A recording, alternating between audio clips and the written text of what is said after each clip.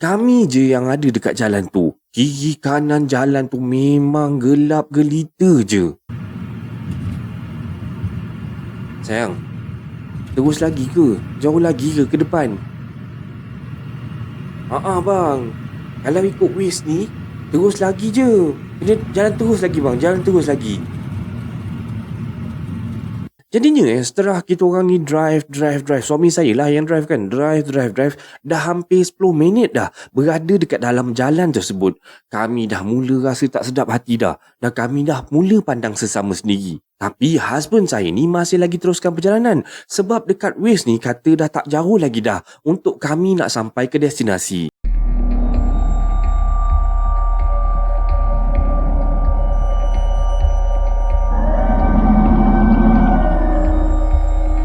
Gitu juga dengan puasa. Bila anak kita umur 7 tahun jah 1, adik, esok puasa Ramadan. Puasa tu benda ayah. Tak boleh makan pagi sampai petang. Dia pun puasa lah. Pukul 10 ayah lapar perut bagi makan. Itu cara dia yang betul. Kita salah. Paksa daripada subuh sampai maghrib. 30 Ramadan. Straight. Ini tak betul. Ayah lapar Pukul 2 dah ni. 7 jam lagi. Tengok. Dipaksa anak dia yang jah 1, jah 2 puasa sampai petang. Ayah dia itu tingkatan 5 tak puasa lagi. Faham lagi? Itu sangat. Tapi bukan orang batu berendam lah tu.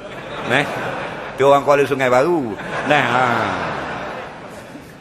Dia kena faham tarbiyah. Kan? Bukan kita salahkan ibu bapa paksa anak puasa penuh, bukan. Tapi maksud mengajar puasa itu bukan suruh puasa subuh sampai maghrib. Itu untuk orang dewasa. Maksudnya perintah kita suruh mereka membiasakan. Pukul 11 dia minta makan, bagilah. Esok pukul 2 pula nak minta buka, boleh lah. Itu cara dia. Bermakna setelah 3 tahun dari umur 7 sampai umur 10 kita duduk suruh Ramadan, lalulah benda tu loading dalam hatinya, sudah biasa.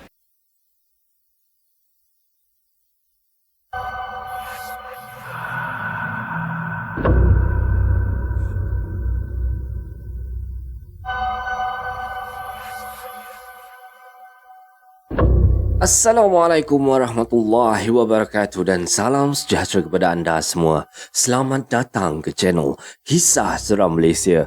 Diharapkan anda semua pada hari ini sihat-sihat belaka lah hendaknya, ya, insya-Allah. Baiklah, semua kisah-kisah yang saya akan ceritakan dekat sini pada hari ini anda anggaplah sebagai satu hiburan sahaja. Jangan terlampau taksub ataupun terikut-ikut, ya. Baiklah, sebelum kita bermula, marilah kita sama-sama berdoa kepada Allah Subhanahu wa taala. Bismillahirrahmanirrahim. Waj'alna min baini aydihim sadda wa min khalfihim sadda fa'aghshaynahum fahum la yubsirun. Amin amin ya rabbal alamin. Baiklah, tanpa membuang masa lagi, hari ni KSM nak bawakan anda beberapa buah cerita kisah-kisah seram. Ada 4 lah kalau tak silap KSM. Jadinya kita tengok je lah. Masa kalau cukup kita buat 4, kalau tak cukup kita buat 3 je lah. Baiklah, kita teruskan dengan kisah yang pertama dengan lafaz Bismillahirrahmanirrahim.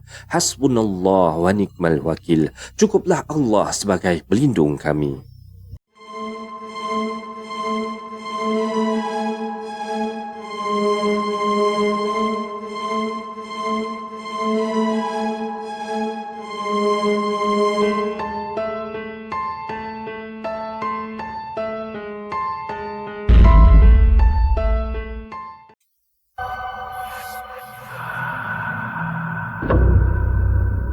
Okey, macam yang KSM katakan tadi, untuk kisah yang pertama ni kita terus dengan kisah yang pertama ni.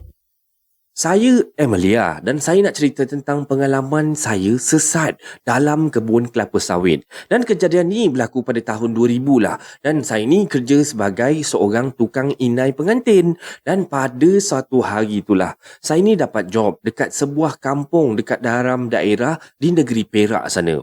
Temu janji dengan klien tu pada hari Isnin pukul 8.30 malam. Jadinya pada hari yang dijanjikan, sesudah je selesai maghrib apa semua, saya dengan suami saya dah siap solat maghrib apa semua, saya pun dengan husband geraklah ke rumah klien tu berpandukan location maps yang diberikan oleh pelanggan tu lah. Pada awal-awal tu semuanya okey je. Sampailah kami masuk ke sebuah simpang di hujung jalan tu. Dan simpang tersebut ni terletak betul-betul dalam kebun kelapa sawit. Yang, cuba awak tengok balik Waze tu. Betul ke simpang ni? Lain macam je abang tengok ni. Ni simpang masuk kebun kelapa sawit ni. Betul lah ni bang. Cuba abang tengok ni . Ni agaknya jalan shortcut agaknya ni bang. Disebabkan jalan tu masih lagi jalan tar, jadi husband saya ni pun masih relax je lah. Terus je drive ke masuk jalan tu. Tapi jalan tu memang sunyi lah cerita dia. Dan langsung tak ada sebuah kereta ataupun motor pun yang lalu dekat jalan tu. Kami je yang ada dekat jalan tu. Kiri kanan jalan tu memang gelap gelita je.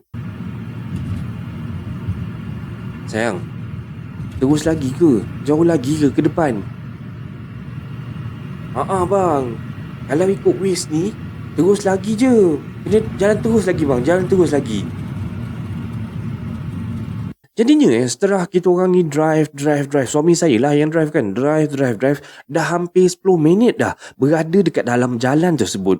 Kami dah mula rasa tak sedap hati dah. Dan kami dah mula pandang sesama sendiri. Tapi husband saya ni masih lagi teruskan perjalanan. Sebab dekat Waze ni kata dah tak jauh lagi dah untuk kami nak sampai ke destinasi.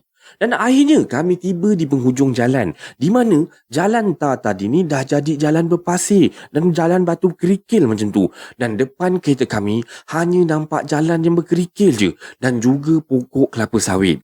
Suasana dia punyalah gelap tak payah cakap lah. Memang creepy, gelap gelita. Cahaya bulan pun tak sampai dekat situ. Dan hanya lampu kereta kami saja yang menyuluh sama-sama tu.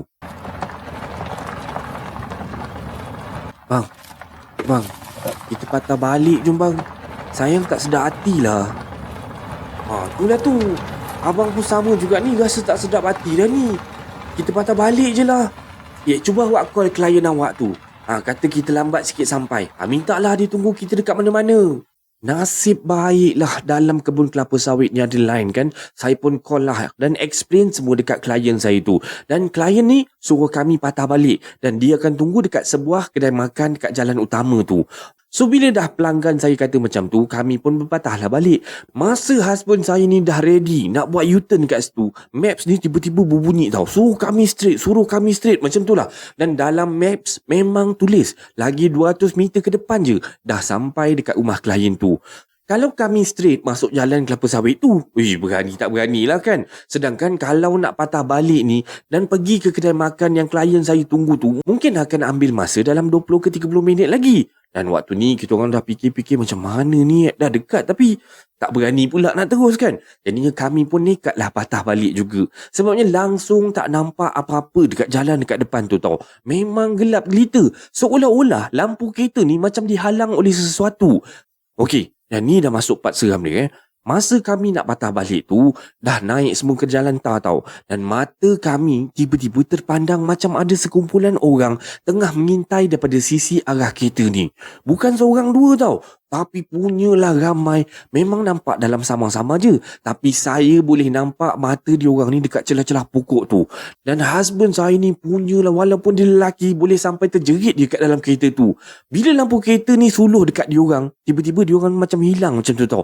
Dan bila tak suluh, dia macam tak suluh tepat-tepat, lampu tu macam sama-sama je ke tepi semak tu, baru nampak. Memang kami nampaklah benda tu berdiri dekat tepi celah-celah semak dekat kiri kanan jalan tu. Sambil pandang je kat kami waktu tu. Takutnya kami pada waktu tu hanya Allah Subhanahu Wa Taala je yang tahu. Kalau hantu pun kami seriau. Kalau manusia nak merompak, lagilah kami seriau. Terus naik bulu roma kita orang waktu tu. Dan husband pun apa lagi, terus pecut ke arah patah balik tu. Dan time ni lah juga maps kami ni duk bising-bising suruh make a U-turn macam tu kan. Dan kami langsung tak ambil pot pasal si Waze ni kata apa benda pun. Dan husband saya ni drive tanpa pandang belakang langsung. Dan tiba-tiba wujud perasaan macam dia rasa kena kejar macam tu daripada belakang tu. Kereta kami ni MPV. So kalau saya pandang ke belakang tu memang rasa kereta ni macam panjang sangat. Lagi pula suasana gelap gelita malam tu memang terasa seram. Rasa macam ada ramai je yang duduk dekat belakang seat belakang time tu. Dan memang rasa macam nak menangis dah time tu. Masa kami dalam perjalanan tu, ada seorang pakcik ni naik motor, dia lalu kat sebelah kita orang tau. Dan arah yang samalah, dia macam nak keluar daripada ladang kelapa sawit tu juga. Dan potong kereta kami. Dan kita orang ni macam pelik dah. Daripada mana pula datangnya pakcik tu? Sedangkan bukan ada rumah ataupun simpan-simpan kecil pun sepanjang jalan tu. Memang hutan semata-mata lah kat situ. Saya dengan husband saya ni kan pandang pakcik tu, dah diam je tau. Langsung tak cakap apa-apa. Tapi bila dah drive kan, akhirnya Alhamdulillah kami sampai juga ke rumah pengantin pada jam 9.30 malam. Dan kami pun ceritalah pada klien dan tunjukkan lokasi map tu. Rupa-rupanya jalan tu memang betul boleh sampai ke kampung dia. Tapi kenalah lalu dekat satu jambatan tu menyeberangi sungai dalam kebun kelapa sawit tu. Dan kata dia lagi, jabatan tersebut dah runtuh sebab kena kepala air. Dah kena langgar dengan kepala air baru-baru ni. Tak ada orang dah nak lalu dekat situ lagi. Dan saya bila dengar macam tu dah terkedu dah. Dan tak boleh bayangkan kalaulah saya dengan husband waktu tu teruskan juga masuk dalam kebun kelapa sawit tu dan tak perasan pula kat depan tu ada sungai besar. Ya Allah, memang takut sangat-sangat. Mungkinlah kita berdua ni dah jadi arwah. Dan yang peliknya, dalam maps pun langsung tak ada tunjuk kata kat depan tu ada sungai ke apa benda kan. Dan kami balik tu tak berhenti-henti sebut Alhamdulillah banyak-banyak kali. Dan saya peluk lengan suami saya ni dan rasa macam nak menangis sangat-sangat. Syukur sangat-sangat Allah masih panjangkan umur kami berdua. Dan ini adalah kisah seram Malaysia yang pembukaan pada malam ni. Macam mana anda rasa dengan kisah pembukaan ni? Menarik juga tersesat dalam kebun kelapa sawit. Ya Allah, janganlah jadi kat mana-mana antara kita semua sahabat-sahabat KSM. Baiklah, tanpa membuang masa lagi kita terus dengan kisah yang kedua.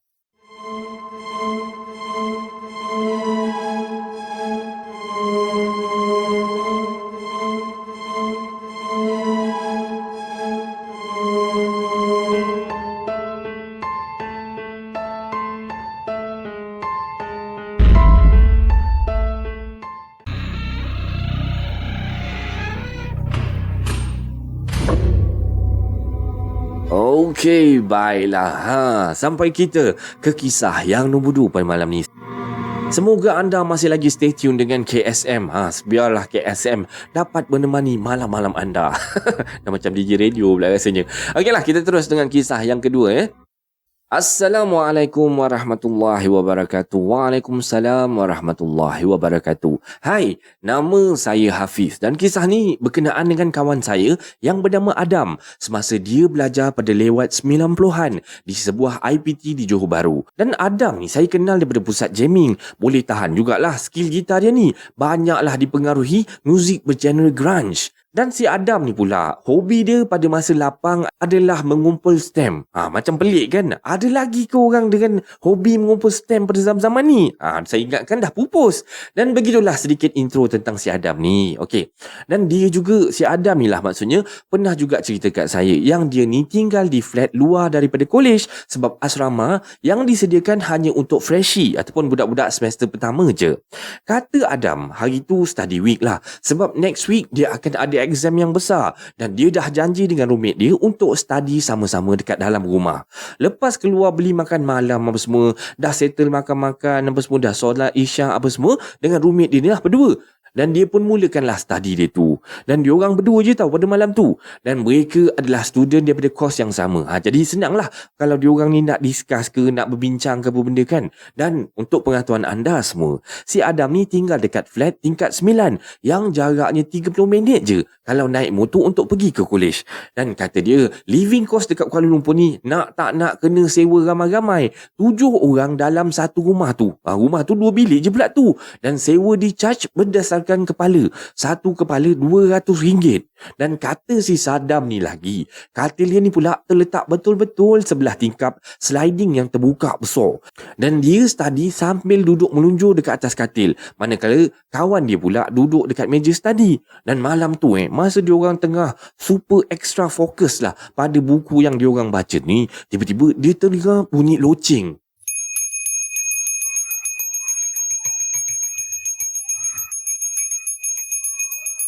Dan bunyi tu makin lama makin dekat. Makin lama makin dekat. Dan Adam tak hiraukan sangat pun. Sebab dia tengah fokuskan kepala otak dia ni untuk nak ingat formula penting daripada buku yang dibaca tu. Aiskrim, aiskrim. Aiskrim, aiskrim. Sampailah bunyi tu betul-betul dekat sebelah tingkap dia. Seorang apek naik basikal dengan kotak aiskrim besar dekat belakang tu. Dengan baju kemeja hijau tak ada corak dan pakai topi berkebun tu. Berhenti betul-betul dekat sebelah tingkap dia. Adaya, you mau aiskrim kah? Bro, kau nak aiskrim tak? Boleh juga, boleh juga. Yelah, member dia tu pun tengah busy dan bukan nak fikir apa-apa ke. Yelah, aiskrim je kot, bukan ada apa-apa, bukan ada isu yang besar sangat pun. Bolehlah uncle, kasih 2 aiskrim calong 2 tau. Calong 2 okey, sekejap. Siap. Ini semua sekali 40 sen okey nah uncle, thank you thank you.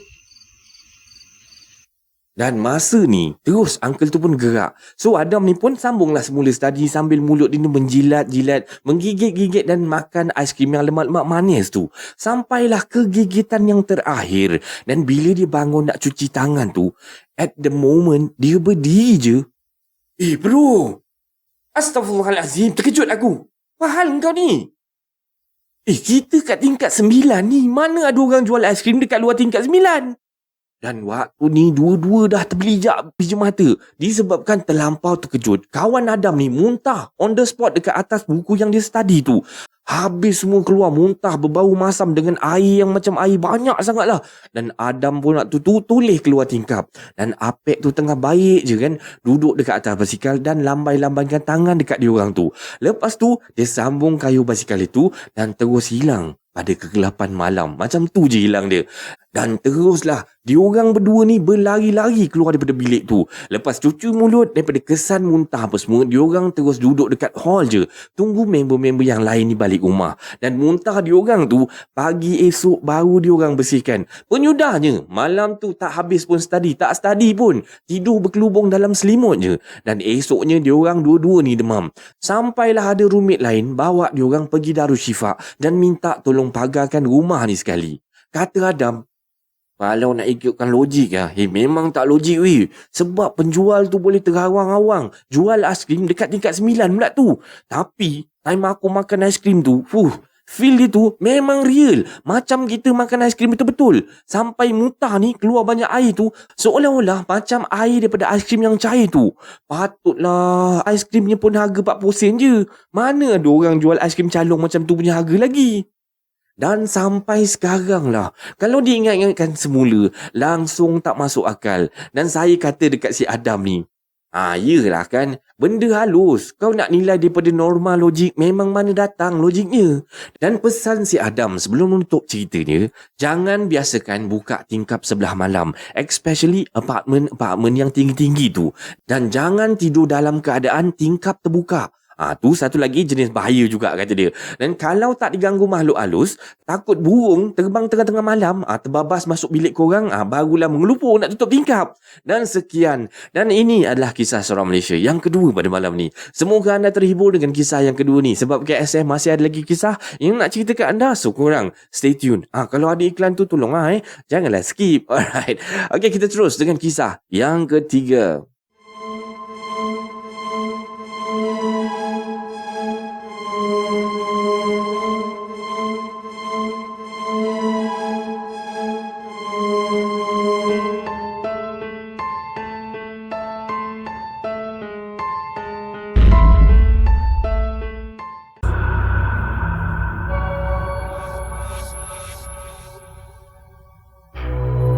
Okey, baiklah. Sampailah kita ke kisah yang ketiga pada malam ni. Jadinya, tanpa membuang masa, marilah kita terus ke video yang ketiga. Assalamualaikum warahmatullahi wabarakatuh. Waalaikumsalam warahmatullahi wabarakatuh. Ini adalah first time saya cerita kat sini. Pengalaman diganggu makhluk halus dalam rumah dah lama saya alami ni. Cuma tak pernahlah nampak lagi secara berdepan. Orang kata normal lah kalau tengah-tengah malam dengar bunyi-bunyi guli melantun ke, bunyi kaki meja dan kursi dialih-alih ke, padahal tak ada sesiapa pun dekat dalam rumah sebelah ni. Bahkan beberapa kali juga saya memberanikan diri keluar rumah meninjau-ninjau rumah jiran kiri dan kanan ni. Kut-kut betul-betul ke ada orang kat rumah tu. Tapi bila dah ditinjau-tinjau, tak ada sesiapa pun kat rumah sebelah tu. Itu jadi masalah dia. Jadinya, okey, nak dijadikan cerita lah. Cerita dia macam ni. Pada tahun lepas, waktu tu raya keempat lah, saya ni dah pulang ke rumah.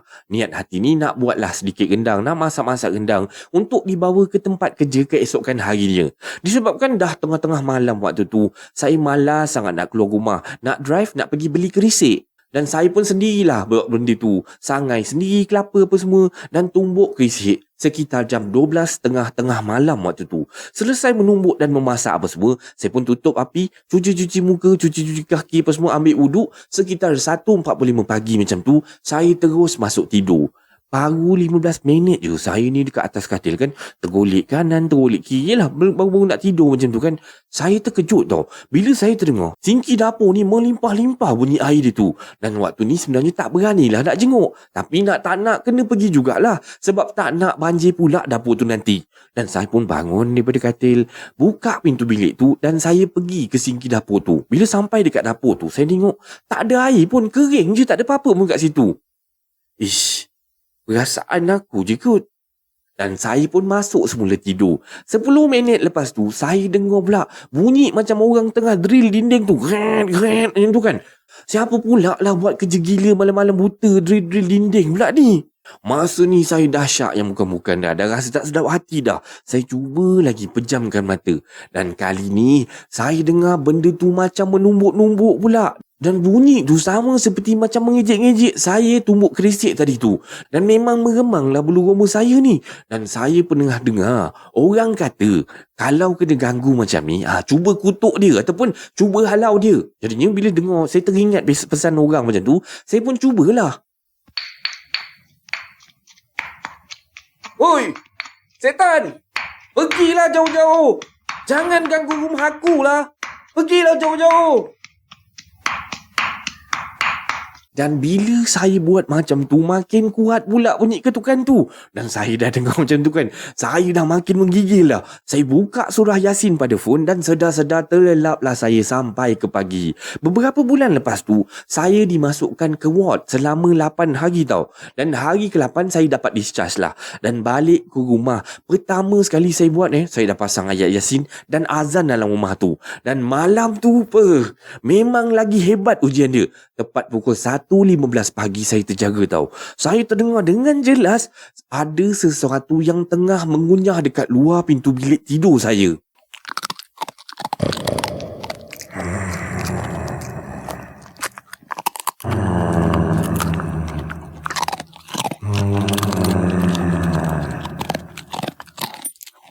Dan waktu ni sekali lagi saya menggigil-gigil. Dan keesokannya saya berubat secara Islam lah dan panggilkan ustaz supaya dapatlah bacakan doa dekat rumah ni. Saya ingatkan bila dah panggil ustaz ni, orang kata dah ustaz dah baca-bacakan, dah pagar rumah ni, dah tak ada lagi gangguan. Rupa-rupanya malam tu dia datang lagi. Dan saya dah tak boleh fikir apa dah. Terus capai apa yang patut, start kereta terus pergi rumah kakak saya. Seminggu lagi saya demam dekat rumah kakak tu. Dan lepas tu saya cubalah amalkan macam-macam doa saya dah amalkan. Tapi benda Allah tu masih lagi ada dekat rumah saya tu. Dan sekarang ni saya dah tak balik rumah dah. Dah 2 bulan dah tak balik rumah. Entah apalah yang ada dekat dalam rumah saya ni sekarang. Dan sekianlah. Ini sajalah perkongsian daripada saya. Dan selamat berpuasa semua. Masalah juga bulan-bulan puasa kena macam ni. Masya Allah. Masak pisang. Dan ini adalah kisah seram Malaysia yang ketiga pada malam ni. Okey. Sebab KSM masih ada lagi satu kisah lagi. Jadinya kita terus dengan kisah yang keempat.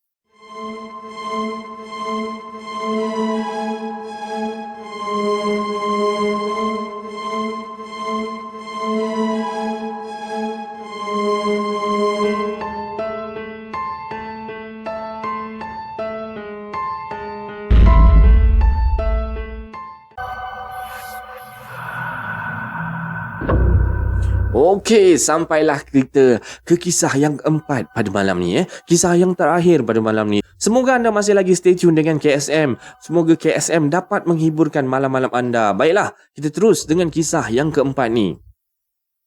Assalamualaikum warahmatullahi wabarakatuh. Waalaikumsalam warahmatullahi wabarakatuh. Saya nak cerita pasal saya jumpa perempuan cantik pada awal pagi. Dan cerita ni berlaku pada awal 2002. Dan kisah ni masih lagi agak baru juga Okey, malam tu saya pergi rumah mak mertua saya. Sebelum maghrib lagi saya dah bawa isteri saya ni. Dan isteri saya ni cakap nak tidur dekat rumah mak dia. Dan saya pun tak kisah sangat lah sebab dia nak tidur kat situ rumah mak dia je tak. Tapi masalah dia, saya ni kena balik. Nak tak nak memang kena balik. Pasalnya esok pagi-pagi saya ada kerja dengan mak dengan ayah saya tu nak kena tolong dia orang untuk settlekan sedikit kerja lah. Jadinya pada malam tu saya ni dah lepak-lepak dekat rumah mertua semua. Bersembang-sembang lah saya dengan mertua saya sampai pukul 1 pagi. Bila dah penat, yelah masa pun waktu tu pun dah lewat kan. Saya pun minta lah diri untuk nak pulang. Dalam 50 meter je daripada rumah mak mertua saya ni ada simpang 3 tau. Dekat simpang 3 tu ada satu pokok asam tau. Pokok asam tu dah tua. Pokok tu besar dan rendang tau. Bila saya punya kereta ni sampai dekat pokok asam tu, saya nampak tau. Saya pun bawa slow lah. Kat rumah jalan kampung takkan nak bawa laju pun. Saya pun bawa slow. Dekat pokok asam tu dia ada simpang 3. Saya pun jalan sampai dekat pokok asam tu. Saya nampak seorang perempuan berdiri betul-betul dekat bawah pokok asam tu. Kebetulan tak jauh daripada pokok asam tu ada lampu jalan. Jadinya saya dapatlah tengok dengan jelas wajahnya. Walaupun dalam cahaya yang sama-sama tau. Bila saya tolehkan saya pandang wajah dia tu memang betul-betul punya cantik tau. Putih, gebu, rambut ikal mayang, hitam berkilat-kilat bersinar-sinar sampai ke paras dada. Dan saya anggarkan perempuan ni punya umur dalam 17 ke 20 tahun lah macam tu. Bentuk badan dia pun menawan dah macam model lah terpacak dekat bawah pokok asam tu. Yang ganjil dia, pakaian dia tu berbaju kebaya warna teh susu, adalah bunga-bunga kecil-kecil macam tu dengan kain selendang letak dekat atas bahu dia. Kalau zaman sekarang ni mana ada orang yang pakai macam tu kan? Dan kebetulan dekat pokok tu ada simpang 3. Jadinya saya terpaksalah memberhentikan kereta saya ni sebelum meneruskan perjalanan tu.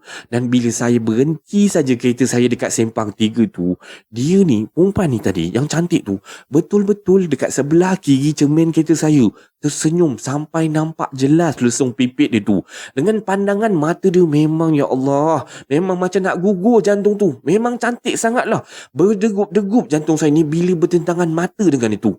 Senang cakap lah, memang cantik sangat lah. Dan dalam hati waktu ni sebenarnya macam nak tanya, tunggu siapa lewat-lewat malam macam ni kan? Tapi saya pun batalkan niat hati saya tu. Pelik jugalah, perempuan cantik tunggu dekat bawah pokok pukul 1 pagi tu. Dan satu lagi, buatnya dia tu anak dara kampung tu ke? Esok pagi dia report dekat bapak mertua saya, cakap saya ngurat dia. Masak saya kena parang pula kerang dengan bapak mertua ni.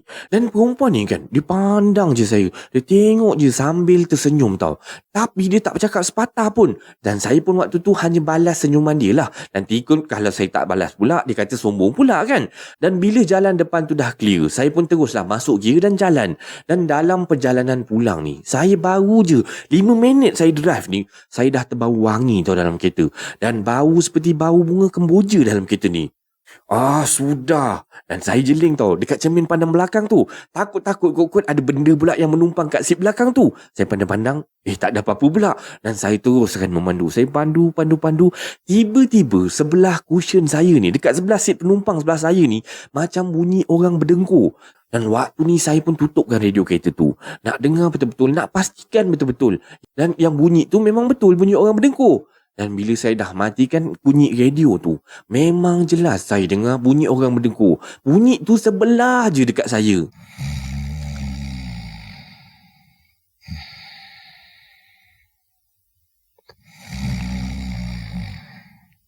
Dan terus meremang bulu roma saya ni. Saya terus memandu. Saya biarkan je. Lantaklah kau nak berdengkur ke nak apa ke. Janji kau jangan kacau aku sudah.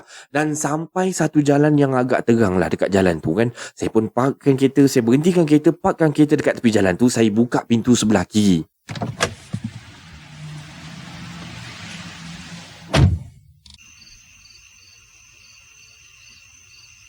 Dah. Turun. Dah, cukuplah kau tumpang kereta aku kat sini je.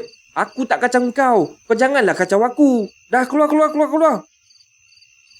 Dan waktu ni kan, saya biarkan je pintu kereta tu terbuka kejap. Lepas tu saya tutup balik, saya lepak kejap kan, isap-isap rokok dalam seminit, dalam beberapa minit macam tu lah. Lepas tu saya pun sambung semula perjalanan. Jauh lagi sebenarnya waktu ni nak sampai ke rumah saya. Adalah dalam 20 minit kalau bawa biasa-biasa, bawa pelan-pelan macam tu kan. Tengah saya bawa kereta, tengah fokus memandu tu kan.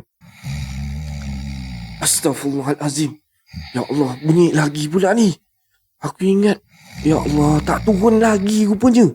Dan waktu ni kan, sambil saya drive ni, saya cakap seorang-seorang, kalau kau tak nak turun, aku bawa kau pergi masjid nanti. Biar kau terbakar kat sana. Dan saya siap tepuk-tepuk cushion tempat dia tidur berdengkur tu kan. Tapi dia buat tak layan je dengan urutan saya waktu tu. Dia terus berdengkur kat sebelah tu. Tapi tak pula dia tunjuk wajah. Tiba-tiba, daripada bunyi berdengkur saya dengar tadi tu, bau bunga kemboja menusuk ke lubang hidung saya waktu ni. Dan saya terus pandu sambil melawan perasaan seram saya ni. Dan akhirnya sampai jugalah saya ke rumah. Dan saya berhenti dekat lamban rumah tau. Tapi saya tak masuk dalam parking lagi tau. Saya berhenti kat situ. Saya cuma buka cermin tingkap sebelah kiri tu. Dan saya biarkan enjin kereta ni hidup kejap. Saya relax, tenang-tenang kat situ. Dan saya tengok mak saya dah buka pintu rumah sambil pandang ke arah kereta saya ni. Kemudian saya rasa macam ada angin tau menderu keluar daripada kereta ni. Bila dah rasa macam tu, barulah saya masuk ke dalam parking kereta. Dan bila saya sampai je dekat pintu ni, jumpa dengan mak saya boleh tanya, kau ni, kau bawa perempuan mana tadi dalam kereta? Mak ni, mana ada orang bawa sesiapa? Mak salah pandang lah tu. Dalam mak, tutuplah pintu tu mak. Jomlah masuk dalam. Dan esoknya pagi tu barulah saya cerita kejadian yang semalam pada mak saya tu. Bila mak saya dengar, seram sejuk lah mak saya dengar cerita saya tu. Yelah, dia sendiri yang nampak semalam tu kan. Dan bila saya balik rumah mertua saya ni, bila kerja saya dah selesai apa semua, sampai je kat sana saya terus cerita apa yang saya nampak dekat pokok asam tu. Tapi mak mertua saya cakap tak pernah pula dia dengar ataupun nampak apa-apa dekat situ. Dan selepas tu saya tak pernah lagi terjumpa dengan perempuan cantik tu lagi. Walaupun saya balik pukul 2 ke pukul 3 pagi. Untuk anda semua, hati-hati tau kalau korang jumpa orang yang tak dikenali pada lewat-lewat malam. Dan jangan pula suka-suka hati nak senyum-senyum kat orang yang kita tak kenal. Lagi-lagi kalau berlawanan jantina. Biarlah orang nak kata apa pun. Nak kata sombong ke, nak kata apa ke, lantaklah kat dia orang. Kalau dah jadi macam apa yang jadi kat saya nanti, masak kata dia. Dan sekian. Dan ini adalah kisah seram Malaysia pada malam ni. Semoga anda terhibur dengan kisah-kisah yang KSM sampaikan ya. Okey, sebelum kita akhiri kisah seram Malaysia pada kali ini, disclaimer dulu. Semua kisah-kisah yang saya ceritakan dekat sini pada hari ini anda anggaplah sebagai satu hiburan sahaja. Jangan terlampau taksub ataupun terikut-ikut ya. Sebarang komen, like dan share daripada anda semua amat-amatlah dihargai. Dan terima kasih pada yang dah sudi subscribe di channel Kisah Seram Malaysia ni. Dan yang masih belum tu, bantulah saya dengan menekan butang subscribe, like dan sharekan video ini kepada kawan-kawan anda. Sokongan daripada anda semua adalah ibarat satu pembakar semangat buat saya untuk terus berkarya agar saya terus berusaha untuk membuat banyak video-video yang baik, yang menarik dan berkualiti untuk anda semua tonton insya-Allah. Jadinya yang baik itu datang daripada Allah Subhanahu Wa Taala dan yang buruk itu datang daripada kelemahan diri saya sendiri. Dan saya akhiri kisah seram Malaysia pada kali ini dengan lafaz Assalamualaikum warahmatullahi wabarakatuh. Thank you so much for your support. See you next video. Take care guys and God bless you.